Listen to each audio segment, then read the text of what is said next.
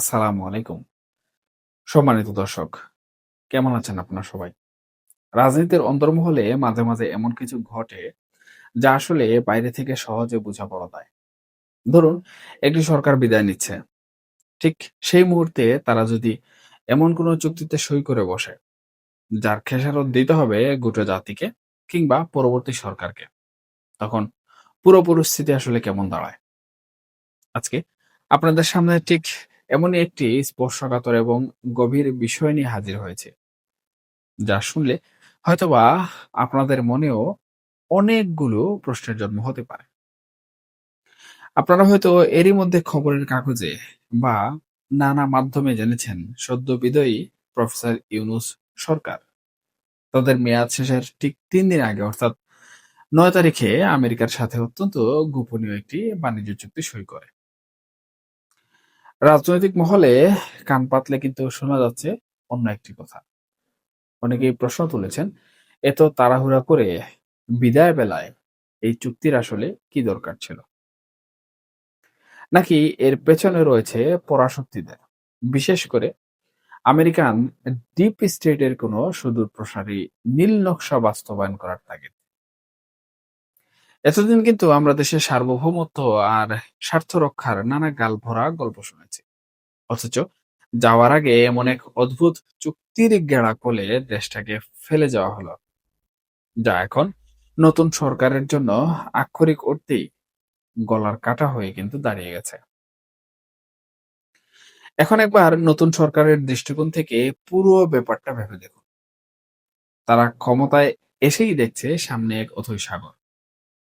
একদিকে পরাশক্তির চাপ, অন্যদিকে দেশের নিজস্ব অর্থনীতি বাঁচানোর মরণপণ লড়াই। এই প্রবল দ্বিমুখী চাপের মুখে দাঁড়িয়ে তারা কিন্তু বেশ সাহসী এবং একই সাথে চরম ঝুঁকিপূর্ণ একটি সিদ্ধান্ত বর্তমান সময়ে নিতে যাচ্ছে। কি সেই সিদ্ধান্ত? দেখুন, দৈনিক সমকালের মতো দায়িত্বশীল সংবাদ মাধ্যমের প্রতিবেদন যদি আপনারা একটু ভালো করে খেয়াল করেন, সেখানে স্পষ্ট ইঙ্গিত দেওয়া হয়েছে ঢাকা আপাতত এই মার্কিন শুল্ক ও বাণিজ্য চুক্তিটি কার্যকর করার কোনো উদ্যোগই নেবে না। মানে, ফাইলের কাজ আপাতত এখানেই থেমে থাকছে। এর পেছনের কারণটা কিন্তু আরো বেশি কৌতূহল উদ্দীপক এবং জটিল। আপনারা নিশ্চয়ই বিভিন্নভাবে খবর রেখেছেন, যুক্তরাষ্ট্রের সুপ্রিম কোর্ট সম্প্রতি তাদের ওখানে ডোনাল্ড ট্রাম্পের আমলের পাল্টা শুল্ক আরোপের বিষয়টি অবৈধ ঘোষণা করেছে। কিন্তু তারপরও অন্য একটি আইনের ফাঁক দিয়ে তারা বিশ্বের প্রায় সব দেশের উপর 15% শুল্ক বসানোর কথা বলছে। আর এখানেই সবচেয়ে বড় বিপদে পড়েছেন আমাদের দেশের তৈরি পোশাক কিংবা গার্মেন্টস শিল্পের ব্যবসায়ীরা। বারবার শুল্ক নীতির এই কাটাছেঁড়ায় আমেরিকার বাজারে আমাদের সবচেয়ে বড় রপ্তানি খাতটি আজকের এই দিনে চরম অনিশ্চয়তার মুখে পড়েছে। ব্যবসায়ীরা এরই মধ্যে কিন্তু সরকারের শীর্ষ মহলের সাথে বসেছেন, বৈঠক করেছেন। তারা সেখানে পরিষ্কার জানিয়ে দিয়েছেন এই চুক্তি দেশের জন্য মোটেও সুখবর নয়। সুতরাং এটি হয় পুরোপুরি বাতিল করতে হবে, নয়তো এতে বড় ধরনের সংশোধন আনতে হবে। তাহলে সরকার এখন কি ভাবছে? এই পর্যায়ে এসে আমাদের বাণিজ্য সচিব মাহবুবুর রহমানের একটি বক্তব্য থেকে আমরা কিন্তু চমৎকার একটি কূটনৈতিক চালের আভাস পাই। তিনি কিন্তু বেশ সাবলীলভাবেই জানিয়ে দিয়েছেন, দুই দেশের মধ্যে চুক্তি হয়েছে কাগজে কলমে। কাগজে কলমে সই হলেও সেটি কিন্তু এখন আনুষ্ঠানিকভাবে অনুমোদন বা রেটিফিকেশন হয়নি। আর বাংলাদেশ আপাতত গায়ে পড়ে এই চুক্তি অনুমোদনের পথে কোনোভাবেই হাঁটবেও না। এবং তিনি বলেছেন, আমরা বরঞ্চ চুপচাপ অপেক্ষা করব। বল এখন ওয়াশিংটনের কোর্টে। তারা যদি চুক্তির বিষয়ে কোনো তাগদা দেয়, তখন বাংলাদেশ পাল্টা প্রশ্ন ছুড়ে দেবে। আমরা জানতে চাইব, খোদ আমাদের সুপ্রিম কোর্ট যেখানে শুল্ক নীতি নিয়ে আপত্তি তুলছে, আপনাদের সুপ্রিম কোর্ট যেখানে আপত্তি তুলছে, সেখানে আপনারা কিসের ভিত্তিতে এই নতুন চুক্তিটি অনুমোদন করেছেন?